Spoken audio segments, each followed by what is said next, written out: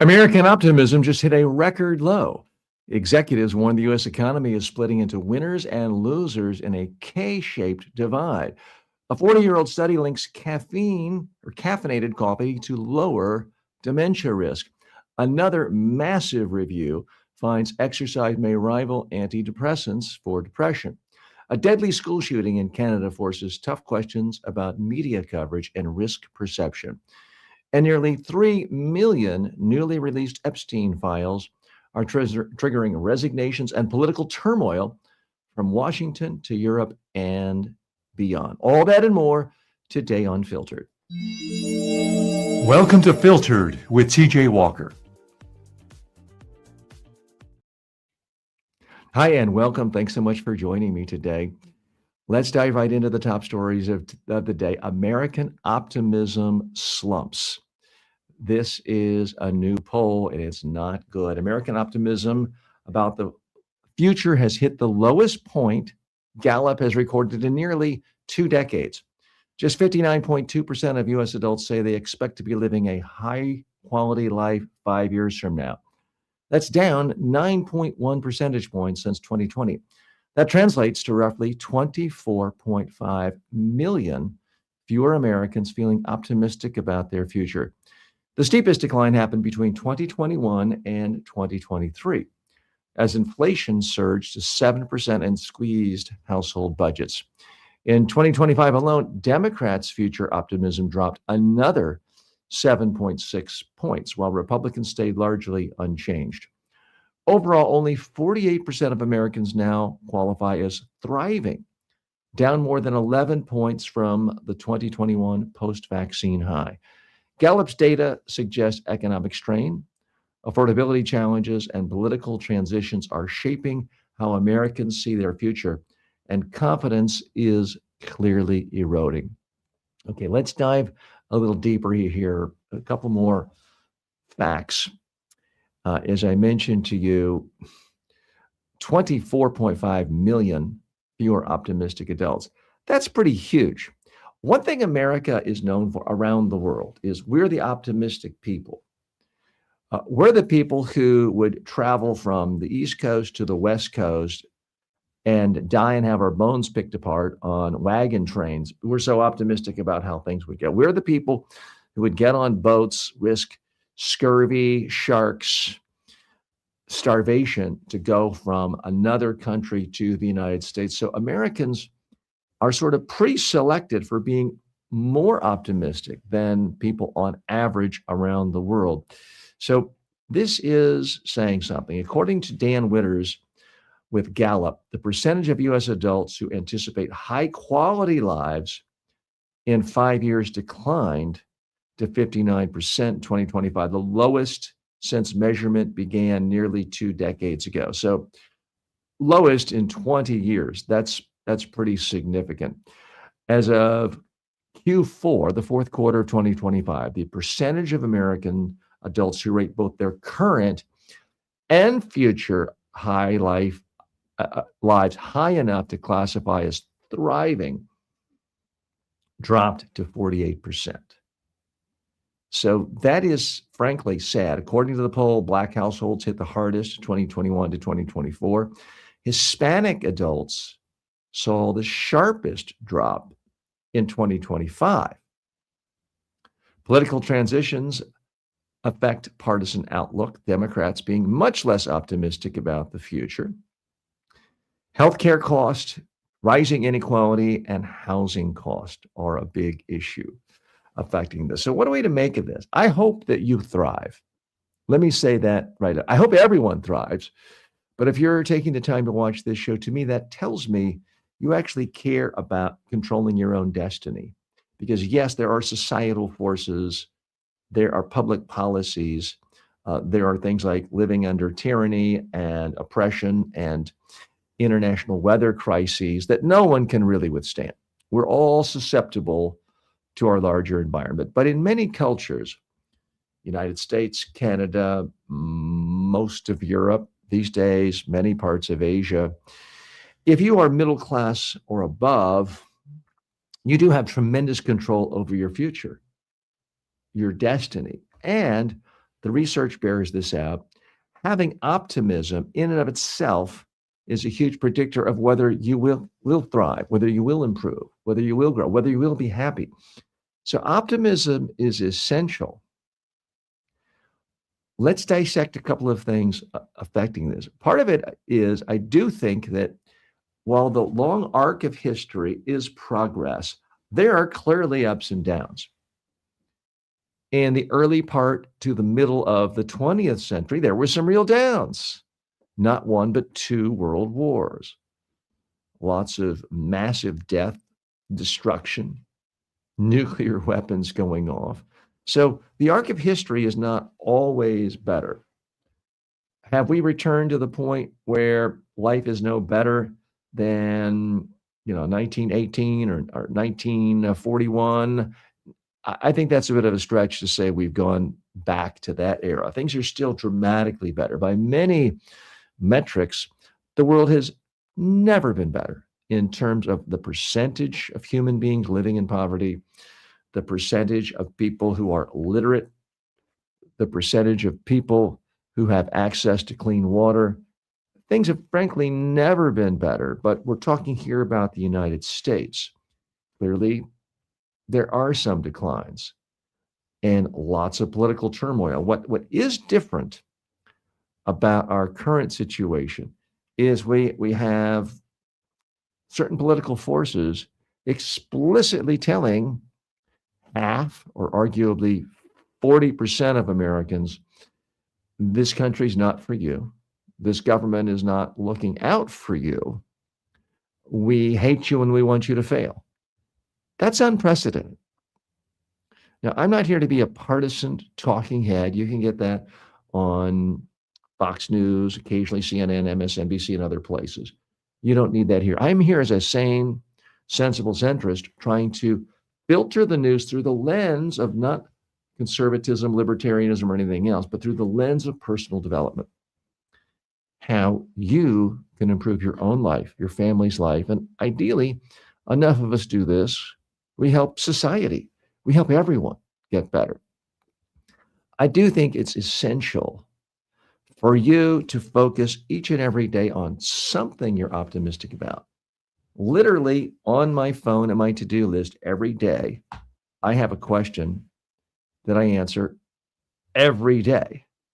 TJ, what are you most optimistic about? It forces me to think and reflect.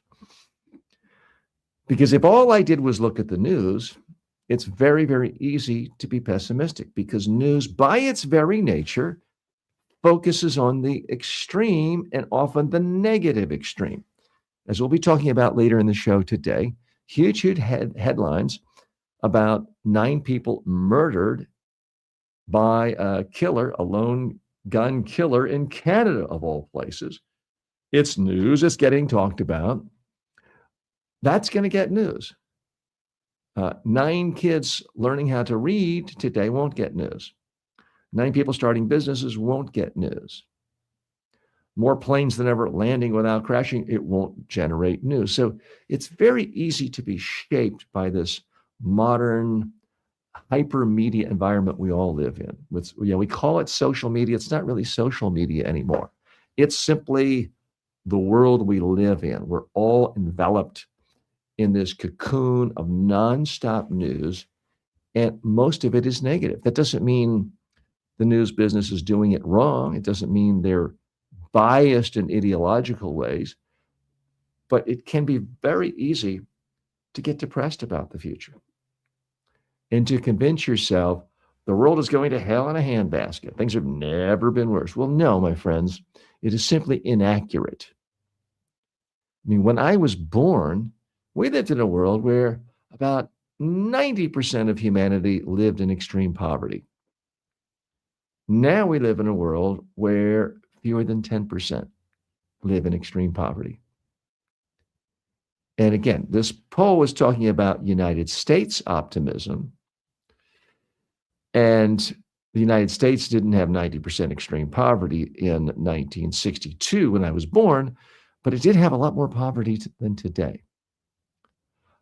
I want to put my cap on as your personal development coach right now and tell you, if you're feeling pessimistic about your own future, about the future for your family, your loved ones, then it's going to be up to you. Certainly you can vote to change politicians and policies that you think will make things better, and I encourage political activism, but this is not primarily a political activism show. I do want you to focus on what you can personally control. Every single day, think about what is one thing you're optimistic about in the future. Another thing I write down every single day, what's one thing you're grateful for? Literally write it down. What's one thing you're actively trying to improve that will improve your own life, help other people, ideally help your bottom line, help your own personal economy? I know for me, I'm about to launch dozens and dozens of new personal development shows. Now, you may have no interest in doing something like that, but we live in an era where it has never, ever in the history of the world been easier to start a business, to do something where you can help other people and potentially make money. Am I saying it's easy? No. Am I saying, go post a video on TikTok today and you'll be rich and famous by lunchtime? No, I'm not. I'm not spreading nonsense and delusions and false hopes. But anything is better than sort of sitting back and thinking, wow, the world is getting worse and worse and worse. And I feel pessimistic about the future. Are there things where I think if we don't change, there can be serious problems? Well, absolutely. There are things I think that are headed in the wrong trend line, but there are solutions. Focus on what you can do. Let's take a question comment from our audience.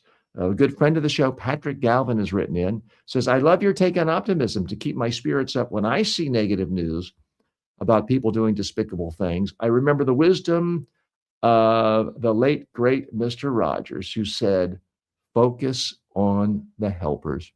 Well, Pat, thanks for pointing that out. I actually don't remember Mr. Rogers saying that, but it certainly sounds like something he would say. And Pat, I don't know if you've heard me say this before, but Mr. Rogers was my initial media role model. I was born in Pittsburgh, Pennsylvania, which is the home of Mr. Rogers back in the 60s. The very first TV studio I ever went to was Mr. Rogers' studio at Public TV in Pittsburgh. Sadly, they were doing another show and I didn't get to actually see his set. The highlight of my kindergarten years was Mr. Rogers came to my own elementary school and spoke. And I was in such awe, I couldn't even look up at him. I had to look down at the ground, my parents told me. And the interesting thing is my father bore a striking resemblance to Mr. Rogers. And after the speech, kids came around and asked my dad for autographs. They thought he was Mr. Rogers. So always happy to hear someone quoting the late, great Mr. Rogers. I'm TJ Walker. We have lots more show to come. You're not going to want to miss it. So stay tuned. Next up, we will be talking about something you've been hearing in the news lately a lot, the K-shaped economy. We'll be right back after this break. Want to advertise here? You better be legit. No crypto, no junk food, no supplements. Go to tjwalker.com/advertise. Most people can't afford a full-time coach. And even if you could, good luck finding one who's available when you need them.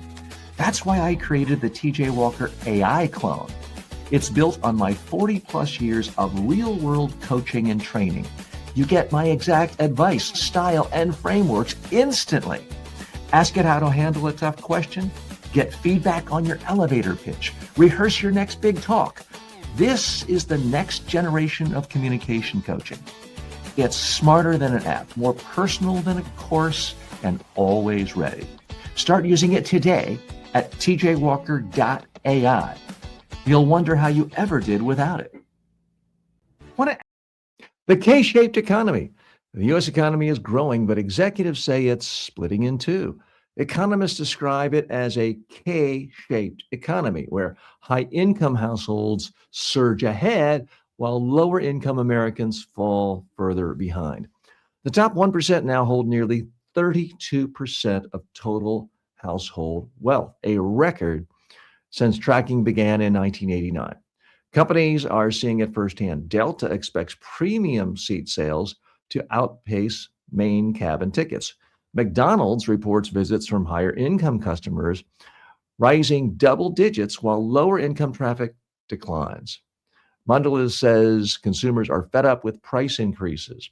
Households earning under $75,000 are cutting discretionary spending compared to 2019, while those earning more than 150,000 are spending more. High interest rates, affordability pressures, and artificial intelligence could widen the divide further, reshaping a corporate strategy and the broader economy. Okay, so what are we to make of this? The United States was based, what we think of the United States, certainly the last 100 years, was based on this huge expanding middle class. Believe it or not, there was a time when CEOs of companies lived in the same neighborhoods as their workers. And yeah, they maybe made 3 times, 4 times as much. Maybe their house was a little nicer. Maybe their lawn was a little better kept up, but people were kind of the same. Those days are long, long gone. Everything is segmented in our society for people who basically have a lot and those who don't. And I mean every part of our society. I was noting just at the county fair or the South Florida State Fair this year again, something you think of as all American and as middle class, even lower middle class, as a fair, still has this huge division. There are the fast pass rides for the kids who come from wealthier households. And then there's the rides for everyone else that are still expensive that I won't even say middle class, the lower middle class now has to take. The actual middle doesn't seem to be a place for them. There is something sad about that. What can you do about it? Let's look at some more facts here. Again, top 1% hold 32% of all the wealth. It is always surprising to me that so many people who claim they want to make America great again by going back to the good old days in the 50s and 60s of traditional values never stop to ask themselves what made the 50s and 60s better in some regards. Now, it wasn't a perfect place. Certainly, if you were Black, minority, a member of an unpopular religion or sexual orientation, the 50s and 60s weren't great. But for the average white heterosexual who belonged to a popular religion, 50s and 60s were, in some sense, a better time. Why? The question most economists would answer with is the answer you had unionized labor. You had people working in a factory, nothing special about working in a factory, but you had people working in a factory, driving trucks, doing other things where they had an organized labor union representing them to give them a bigger piece of the pie. You had truck drivers making relatively nice incomes compared to Uber drivers who often make less than $10 an hour these days. So you had the percentage of overall money in the economy filtering out to a much larger percentage of the economy. That's not the case. We now live in a world that is much more winner take all. So you have the New York Times making more money than ever. Meanwhile, newspapers in small and mid-sized towns and even large towns are closing every day. And let me not be hypocritical about this. I've benefited from that by getting in early in online courses for personal development and communication skills. I have 12 million student enrollments around the world. Meanwhile, there are plenty of personal development coaches and trainers and public speaking coaches and trainers who've gone out of business or been forced to retire in the last 10 years because of the changing economics of how those businesses are run. So we're seeing this divide in virtually every sector. What do you do about it? To me, the big lesson, and it's not particularly fun to hear this or fun to say it. The lesson is we're no longer living in an era where you can simply show up for a job and think, okay, I either got my training, I got my junior college degree, my college degree, my professional credential, and now I'm simply going to show up for work, punch the time clock, not worry about it, and have a nice income, nice retirement. It's just not going to work anymore. Everyone is under serious competition. Everyone is in danger of being put out of business either by a competitor or someone in another country or by artificial intelligence. What that means is if you want to be in the top part of that K, the part of the K that's going up, not necessarily the top 1%, but the top 5 or 10%, if you want to be a part of that, you have to be vigilant every single day in learning new skills that are hard skills that when you master them, you can create value to other people. That, I believe, is the only real solution. It's not getting lucky buying Bitcoin before it goes up. It's not picking the correct score of the Super Bowl. It's not placing a bet or a wager on Kalshi as to how many times the press secretary at the White House says stupid. That's not the way for you and your family to gain a permanent place in the top part of that K. I wish I had some other easy solution. I wish I could say, hey, buy my course for $9 and I guarantee you'll be in the top part of the K and you'll be in top 1%. I can't do that. Anyone who tells you they do are just trying to steal money from you. There is no get rich quick. Yeah, some people get lucky. Some people can be homeless, living on the street. Their last dollar, they buy a lottery ticket and become a billionaire. If that's the strategy you want, you can try it. I think that is a great strategy for getting poorer and poorer. So I do not recommend that at any level. You're going to have to learn new skills. Will you see some people just getting lucky, some people having their wealth handed to them, some people getting trust funds and falling into money? Yeah, that will happen. Guess what? It's probably not going to happen to you. If it hasn't happened already, it's not going to happen to you. The solution is lifelong learning, lifelong creating. One of the things that helped me the most in my own career about 10 years ago, I decided, hey, I like watching TV shows. I like movies. I'm a normal person in that regard.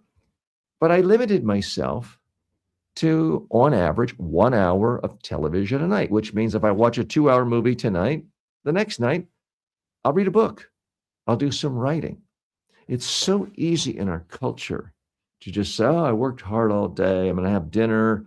And now from 6:45 till 10:45 or 11:45, I'm just going to veg and relax, Netflix and chill. You're not building value. You're not doing anything to get yourself to the top part of that K. And I want you there. So yes, you can still have entertainment. I can watch 100 movies a year by limiting myself to 1 hour of video entertainment today. That's a lot of movies. There aren't really 100 great movies a year. But what you can't do is simply use every bit of spare time to look at video, look at fun, look at video games, do all sorts of nonstop entertainment, and simply show up at your job and think you're going to be at the top part of that K, that top 5%, 10% of the economy, winners in terms of income. And let me be clear, money does not guarantee happiness. I know plenty of wealthy people not happy at all. But in America, a capitalist society, not having money can really impede your ability to be happy. It can be a real downer. And for about 15 years of my life, I was poor. I really struggled from about 24 or 25 to 39. So I have been there, my friends. I made, I think, $5,000 in total income in 1998, and that was living in New York City, in the most expensive city in America, one of the most expensive cities in the world. I could tell you, I have a lot more fun now than I did in that year. So I'm urging you, certainly you can vote for political policies that you think will distribute our money and the spoils of our capitalist society in a fair way. It does continue to mystify me that so many Americans, and I'm thinking of you, Alabama and Mississippi and Kentucky and West Virginia, where some 90% plus of white voters consistently vote for politicians who impose economic policies that completely are against the economic interest of those voters. They continue to do so. I can't control that. Inequality is at a 60-year peak. Retail sales are softening in December. 60% of Chipotle customers now earn above $100,000. And it is one of my family's favorite fast food restaurants. So that doesn't particularly surprise me.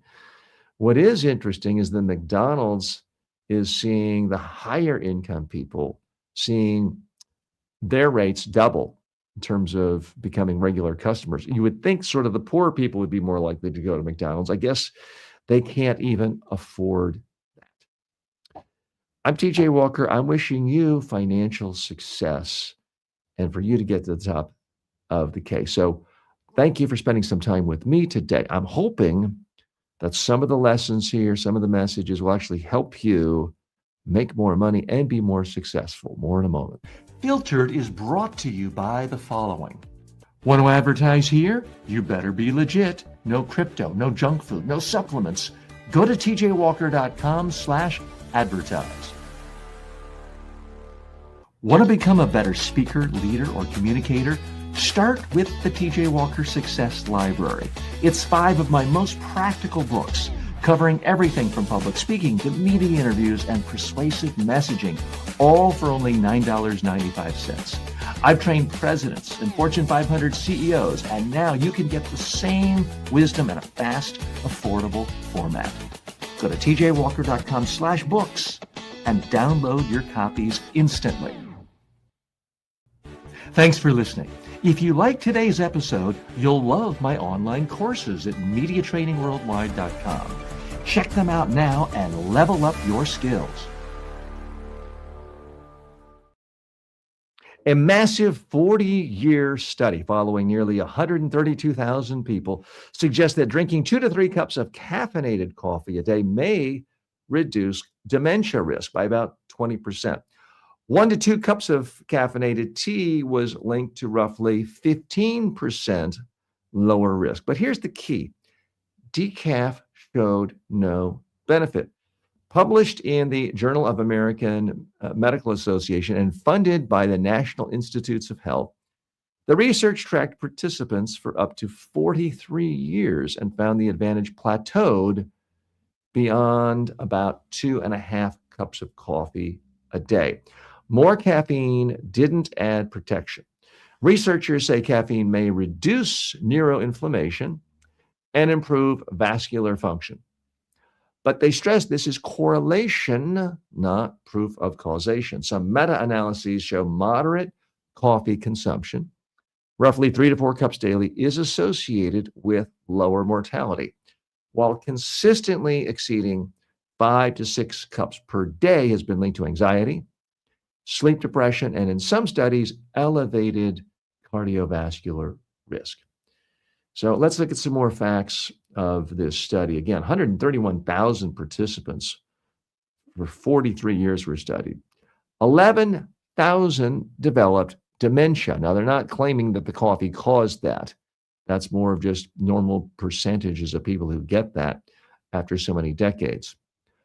The decaf showed no dementia benefit, but 2 to 3 cups of coffee showed a 20% lower risk. To me, that sounds pretty substantial. The one thing about coffee that we do know is, and I've seen this printed numerous places, it's the most studied thing in the world. It's certainly the most studied drug in the world. Caffeine is a drug. And so many of us are taught, well, all drugs are bad. If you're completely drug free, that's the best thing. Not necessarily. So am I telling you to go out and start a coffee drinking habit if you've never had coffee? No. But certainly a majority of adults, at least in the United States and many parts of the Western world, already drink coffee. And there are times when you hear hysterical self-help gurus telling you, oh, don't drink coffee, worst thing in the world. Well, if it's affecting your sleep, yeah, it probably is a problem. If you are drinking in the afternoon or early evening or after dinner, and you find yourself having a hard time falling asleep or waking up after 4 hours of sleep, yeah, chances are you need to make sure you don't drink any coffee after lunchtime or even mid-morning. I mean, there can be all sorts of pros and cons. If you drink 3 cups of coffee, which this says is good, but you put tons and tons of cream and tons of sugar and it gives you diabetes, well, that's not going to help either. Most recommendations are drink black coffee is the healthy. I try to drink black coffee. I do have such a fantastic cappuccino making machine now. I will confess, I do drink 1 cappuccino. I limit it to 1. And if I have a second coffee of the day, I do drink it black. I put in cinnamon, nutmeg, a little bit of hot pepper, believe it or not. You might like it, you might not. I put in vanilla, and I put in a grand total of 5 spices. I'm not claiming any of them are going to make you live longer or decrease your dementia. I do it for taste and flavor. I do not put any sugar in. There's a lot of evidence that whatever you drink, don't drink sugar calories. That's for certain. The study looked at 17,000 women who completed cognitive testing. And again, 3 to 4 cups of coffee per day was linked to lower mortality, but 5 to 8 cups increased your chances of health risk. So, this idea of drinking all day long to fuel yourself, not particularly good. According to Dr. Daniel Wang, beyond 2.5 cups of coffee daily, the advantage plateaued.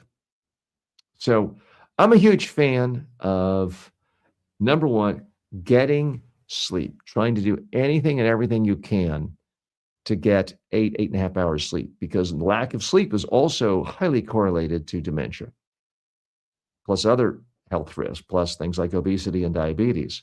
So whatever you do with coffee, don't let it interfere with your sleep. Please, I beg you. If you are going to drink coffee, and I do, don't load it up with lots of sugar and cream. But if you do drink coffee and you're not receiving any negative signs, negative reactions, I personally would ignore the occasional study or the occasional health guru who tells you, oh, coffee is the worst thing in the world. Because when you look at the meta-analyses and a study like this that came out, that's really quite thorough for 43 years, it does not seem as though there is any long-term negative effect with drinking a moderate amount of 2 to 3 cups of coffee per day.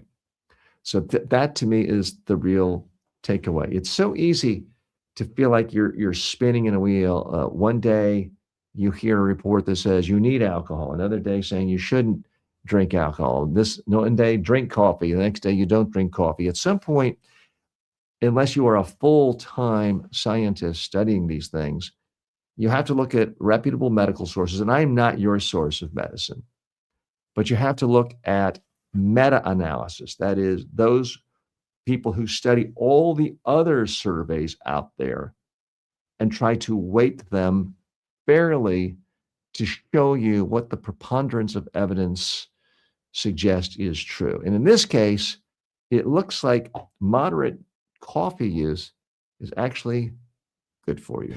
Filtered is brought to you by the following. Want to advertise here? You better be legit. No crypto, no junk food, no supplements. Go to tjwalker.com/advertise. Want to become a better speaker, leader, or communicator? Start with the TJ Walker Success Library. It's 5 of my most practical books, covering everything from public speaking to media interviews and persuasive messaging, all for only $9.95. I've trained presidents and Fortune 500 CEOs, and now you can get the same wisdom in a fast, affordable format. Go to tjwalker.com/books and download your copies instantly.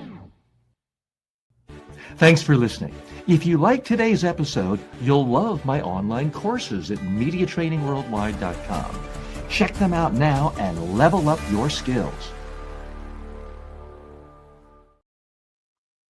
Hi, and welcome back. Thanks so much for joining me today. We're going to go a little deeper into some health news today. We do try to look at the top business stories, economic, technology, and health stories and culture stories every day right here on Filtered, and then look at them through the lens of personal development so that you can become more successful in your personal life as well as your professional life.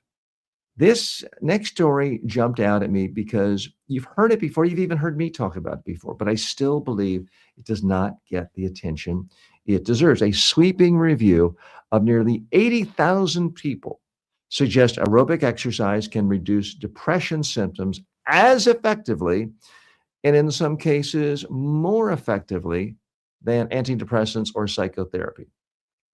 This was a new study published in the British Journal of Sports Medicine. The analysis of over 1,000 studies. This is another one of these meta studies that you hear me talking about. I tend to place a lot more faith in that because any one study, especially if it's a small statistical sample, could be skewing things, aberrational, and not reflective of the rest of the world. But when you look at these studies of studies, they tend to have a lot more weight. So it was analysis of over 1,000 studies and found exercise produced a depression effect size of minus 0.61 compared with minus 0.36 for antidepressants and minus 0.34 for therapy in prior research. That means it was better than those. That's a fancy way of saying it. Young adults aged 18 to 30 and new mothers saw the strongest benefits. Aerobic activities like running, cycling, and brisk walking worked best, especially in supervised or group settings. Depression improved most with programs lasting longer than 24 weeks at moderate intensity, while anxiety responded better to shorter, lower intensity routines. Researchers say exercise should be prescribed more intentionally, not as vague advice, but as a structured, evidence-based mental health intervention. So that's really the problem. No one makes money by telling you, get off the couch, put your phone down, stop texting for 2 minutes, and go for a 20-minute walk. There's no one out there making money. If I'm your therapist, and I'm not a therapist, and I'm not saying therapy is bad or you should do it, but if I'm a therapist, I have a business model. You come to see me once a week at a set time for an hour, and I bill you or your insurance company $200 or $300 or $600, whatever my rate is. That's a business model. Me simply telling you, you've got to do more. Show me your step counter on your watch or your phone. Oh, you only walked on average 6,000 steps every day the last 2 months.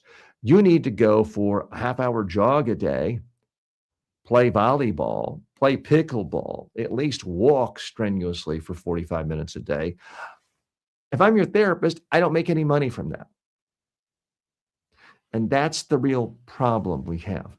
So again, I'm not knocking therapy. I'm not saying if you're in therapy and you feel it's helping you with depression, by all means, don't stop because of what I'm saying. If you're on a Prozac or one of those many drugs that helps people be less depressed and you feel it's genuinely helping you, I'm not telling you to I'm not suggesting you stop it.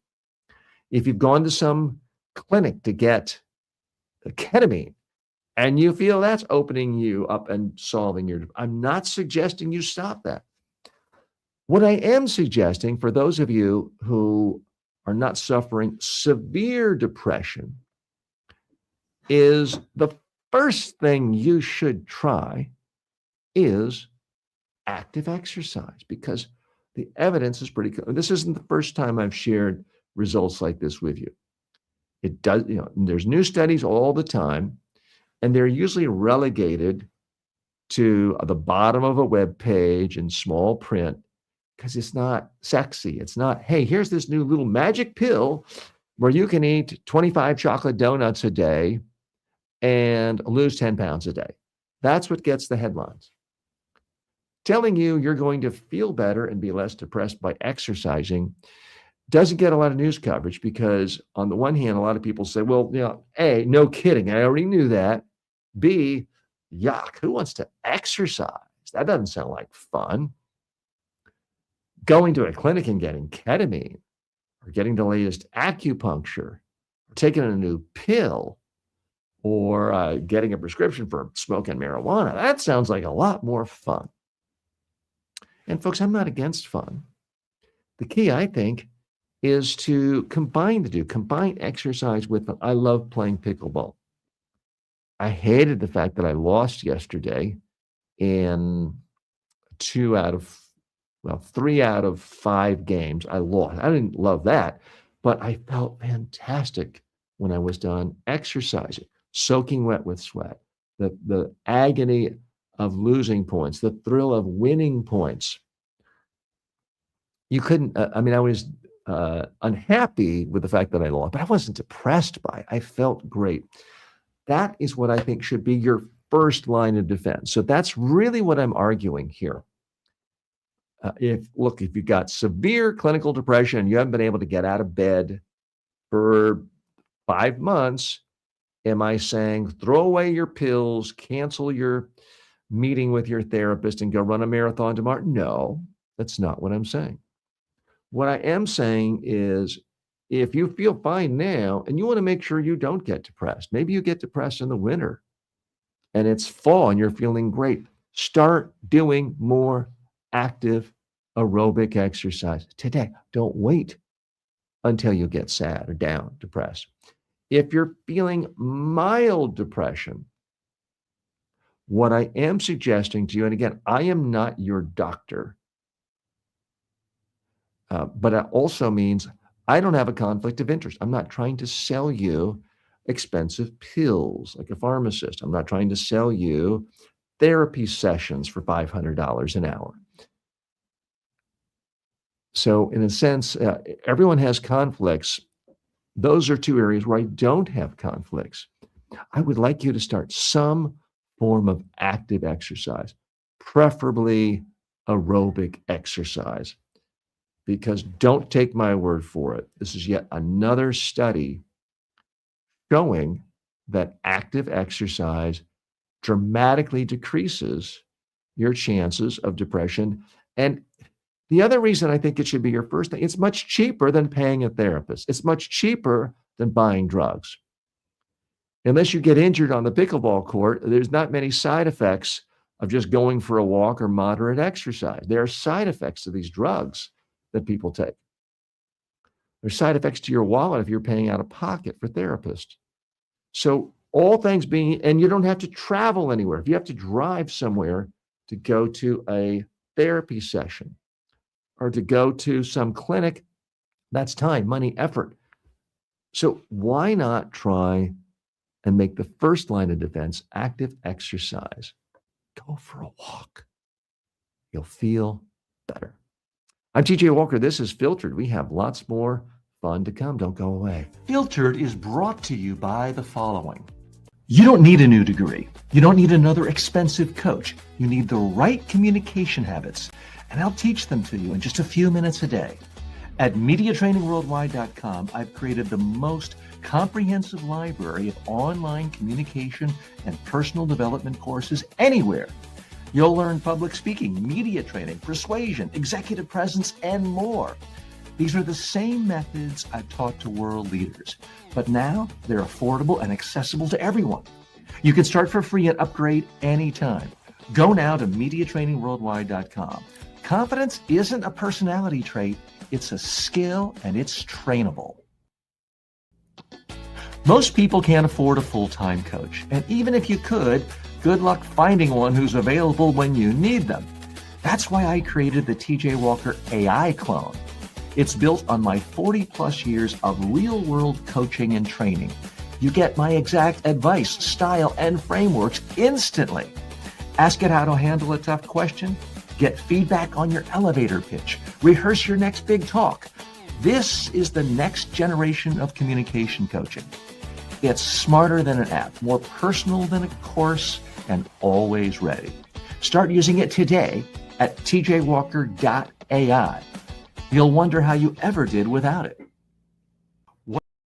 A remote Canadian town is in shock after a shooting in Tumbler Ridge, British Columbia, left 9 people dead and about 25 others injured. Police say 7 bodies were found inside Tumbler Ridge Secondary School, including a person believed to be the shooter, who died of what appeared to be a self-inflicted injury.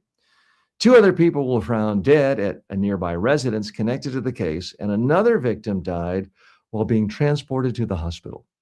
With a population around 2,400 and fewer than 200 students at the school, the impact is devastating and intensely personal. Officials haven't released the suspect's identity, the victims' names, or details about the weapon, saying families are still being notified.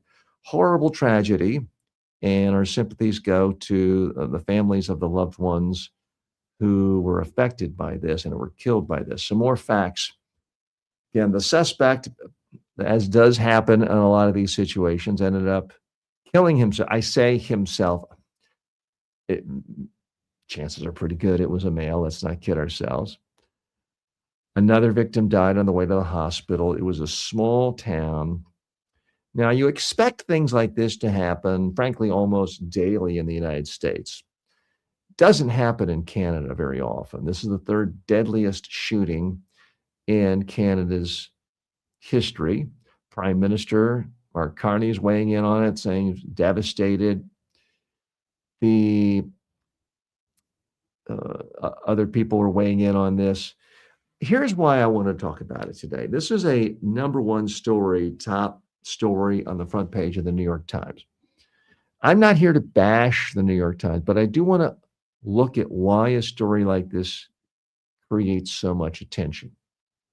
There's all sorts of biases and lessons in communication we can learn about this, of how human beings communicate, remember, put spotlights on things, assess risk, how the media does it, and how it really affects you and me and your own judgment. All of us are emotional beings at some point, or otherwise we wouldn't be a human being. So I'm certainly not suggesting that I am above being emotional. It breaks my heart to see something like this happen. But let's keep in mind some big issues in perspective. So 9 people were killed. Horrific.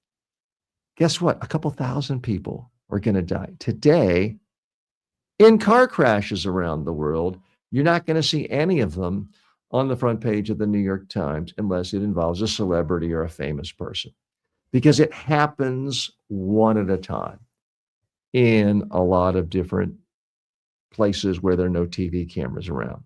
It's not as dramatic. You're going to see more people die today, or certainly you did yesterday in the Northeast, from being too cold than died in Canada from this shooting. But you can't send TV cameras to individual homes of a senior citizen who died in the cold last night, because chances are nobody even knows about it yet. But it does come out. So the media is very selective in what it puts a spotlight on. When it's dramatic, when it's action, when there's violence, when there's blood, it gets a lot more attention. And the problem with this is it can skew our own perspective on risk. If you see a story like this and you then say, well, I'm not going to send my kid to school for the next week, that's not really rational, given the fact that your kid may be a lot more likely to get injured at home. Your kid falls behind and doesn't do well in school, and their educational attainment lacks, they may end up poor, and poverty is a great predictor of dying earlier. I can't speak for Canada, but in the United States, wealthy people now live about 10 years longer than poor people. Horrible to say, horrible reality, but it is, in fact, true. So let's look at some other biases going on that puts this in the spot. There's the rarity bias. Mass shootings are unusual in Canada, so it gets front page news. In the same way, shark attacks are very unusual and get a lot of attention, but a neighbor who gets run over as a pedestrian is not going to get any attention. That happens every day in America. Pedestrians get run over. There's the dread risk. Random violence feels more personally threatening than eating Little Debbie snacks and eating cake and cookie and pies all day long and dying 20 years earlier because of obesity, diabetes, which leads to a stroke or a heart attack and can kill you.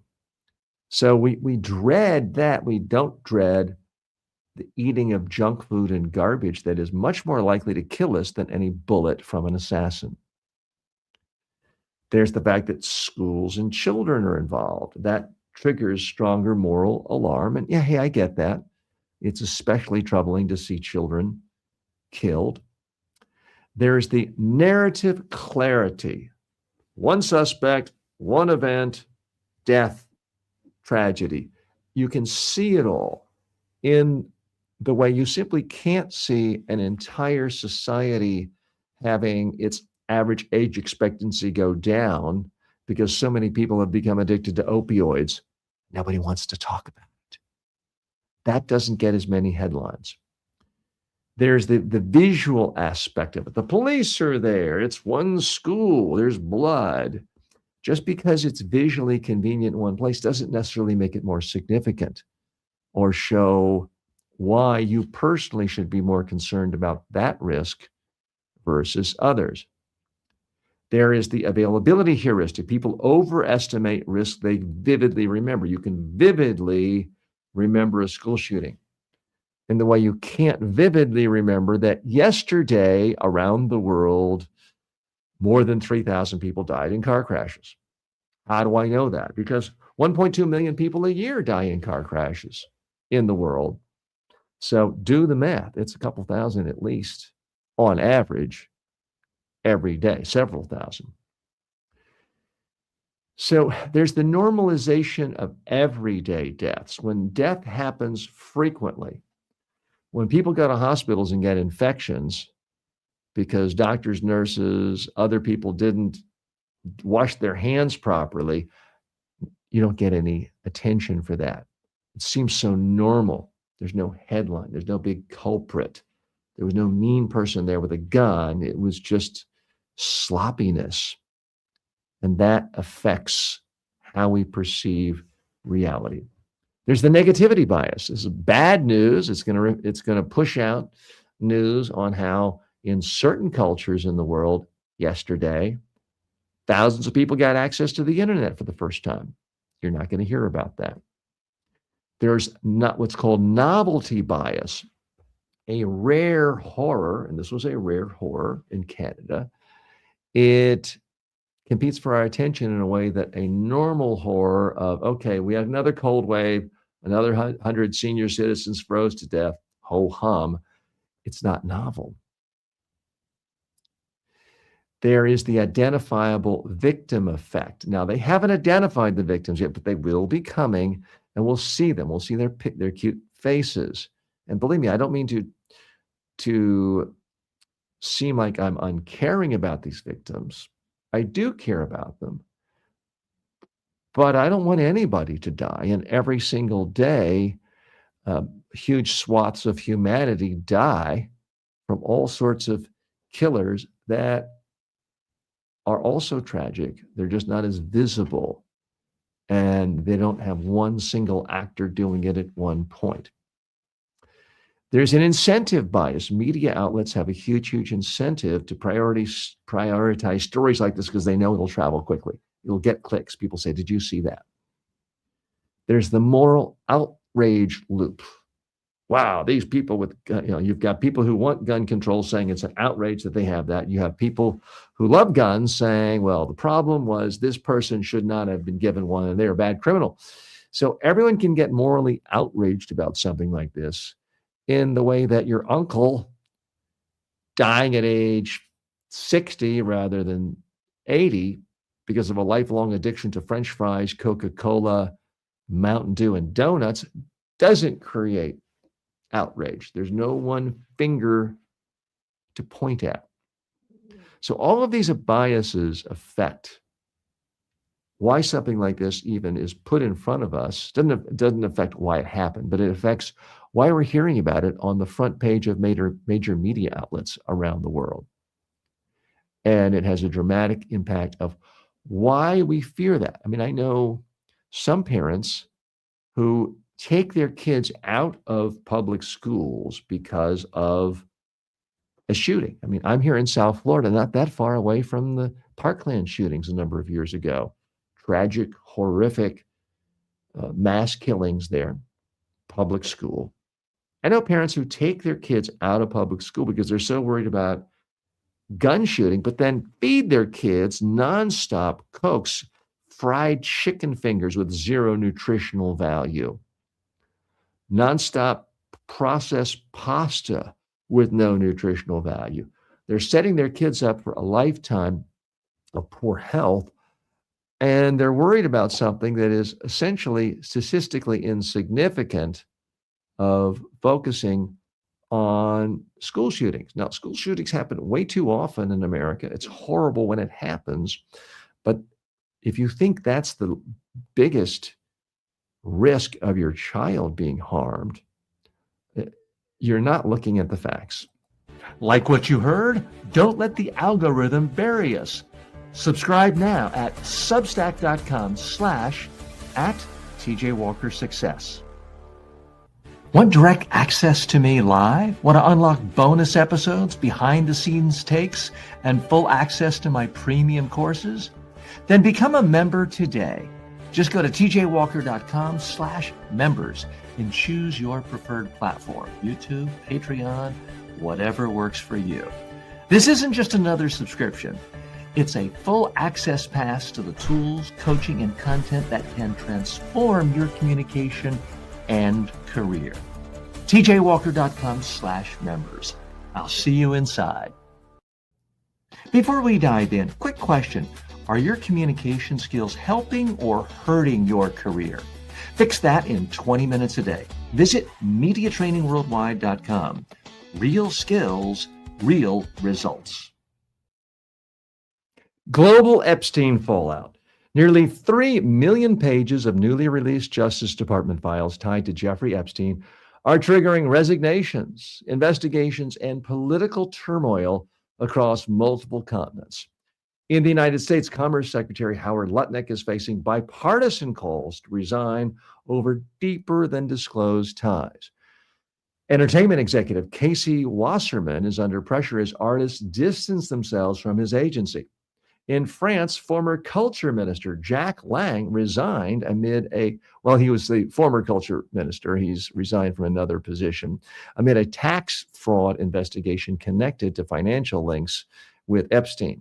In Norway, Ambassador Mana Jul stepped down as police investigated reported financial ties. Slovakia's Miroslav Lajic resigned after emails referencing young women surfaced. Political fallout has also touched Britain, India, Israel, and beyond.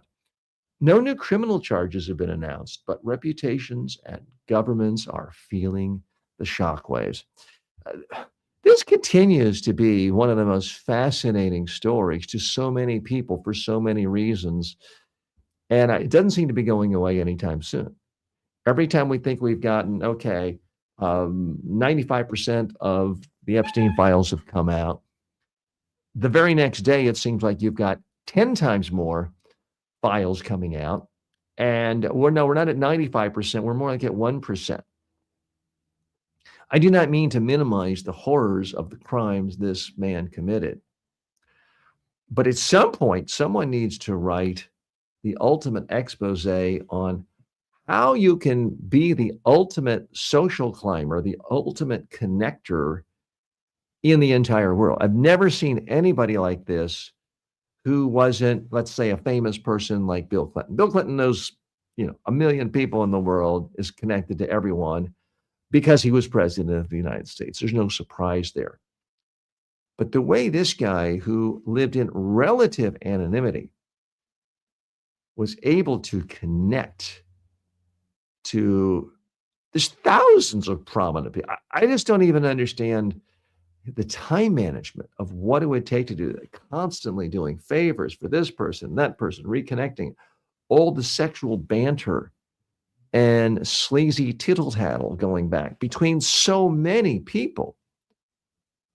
It is just amazing. Now, I read off some of the names for you. Dr. Peter Attia continues to get all sorts of pushback on this. He is being kicked off of boards of companies. His name is being scraped off things because he said some really, really nasty things. I do think a fair-minded person has to look at this from some perspective and context. To simply say person A's name appeared in the Epstein files, they were once at a dinner party and they met Epstein, Jeffrey Epstein, therefore this person should be persona non grata forever, they should be fired, humiliated. That's too far. That's going too strong. There have been some people like Katie Couric, I believe George Stephanopoulos, where they were invited to a dinner party once. Jeffrey Epstein was there. And their biggest crime is they didn't Google every possible name of someone who could show up at a dinner party. I don't know about you. I've never done that. And until Epstein came out, I don't think anyone did that.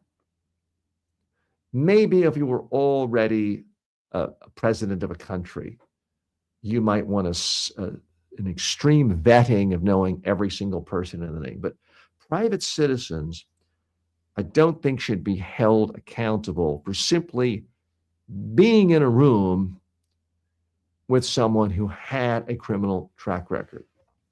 That's not an endorsement. No reasonable person can expect someone to do a thorough vetting of every single person they've ever met. But that's also very different from this Dr. Peter Attia, which, again, I like his books. I may have to take it down. I think I still have one of his books behind me. He is an interesting writer on personal health issues. But the extremely, and I'm not even going to repeat the things he said in emails to Jeffrey Epstein, but suffice to say they were extraordinarily offensive and not just to prudes, okay? Let's look at some more of names of people. So Howard Lutnick basically said, I had nothing to do with this guy after, 20 years ago. Then it turns out he was doing business with him and even meeting with him a handful of years ago. So just caught blatantly in a lie. He should be held into account, but given his position in the cabinet of the Trump administration, that will probably be seen as a plus. That will probably be seen as a reason to keep him indefinitely, because anytime someone asks President Trump about Epstein, he can say, well, you should be talking to Howard Lutnick. He's the bad guy, not me. So for that reason alone, I think his position is fairly safe, even though a number of Republicans and Democrats have called for him to step down. But I mean, this guy, they're talking about Keir Starmer, the Prime Minister of England, is in a problem there because of his appointment of a top aide, Mendelsohn, who was like best buddies with Epstein. This could bring down the entire British government. Modi is referenced, the Prime Minister of India, referenced in Epstein emails many times. You've got former prime ministers of Israel involved. Confirmed the meetings. Barak of Israel confirmed the meetings but denies misconduct. The Dalai Lama is in the Epstein files. I'm being a little bit flippant here, and I realize it's a sensitive matter, and real lives were ruined. Women have committed suicide because of the atrocities that Jeffrey Epstein committed.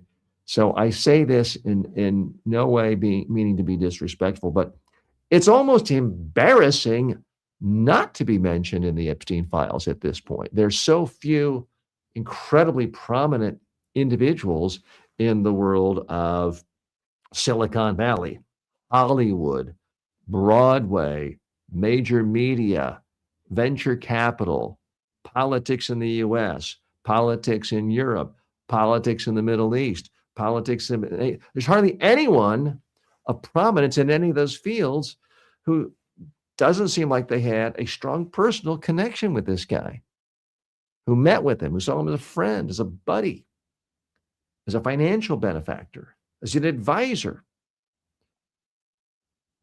How he even had time for doing this, given the fact that he allegedly was abusing young girls hours and hours a day, multiple times a day. How he even had the time and energy to do that. I don't mean to sound like I'm glorifying it. He's horrific, okay? But we as a society, I do think, are going to have to come up with some kind of a standard for judgment on people. Certainly, if you are aware of his convictions, of his criminal record, and you still decided you wanted to do business with him, and you still wanted to socialize with him, and you still wanted to make jokes about, ha, ha, ha, let's share our young women together, etc., I think society should condemn you. You should be forced to remove yourself from public life.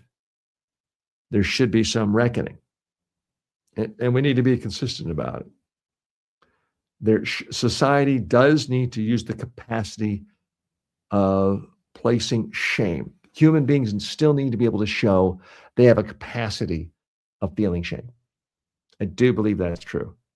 But we got to differentiate. If you're Noam Chomsky, esteemed linguist, who last time I checked is about 194 years old, and you had some conversations with Epstein of an intellectual nature, are we really going to say, okay, Noam Chomsky, we have to remove all of his books from every library?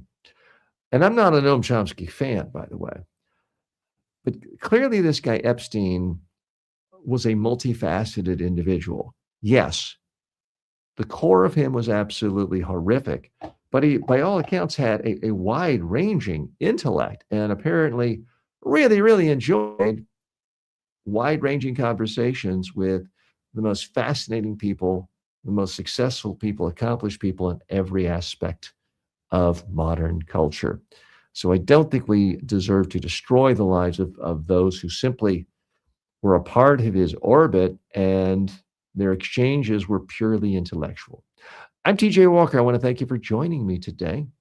I appreciate your time, your efforts, your thoughts. Please, if you got any value out of this show, please like it, subscribe to it, share it with your friends, leave reviews on any podcasting platforms. Thanks so much. I'll see you tomorrow. Thanks. Bye-bye.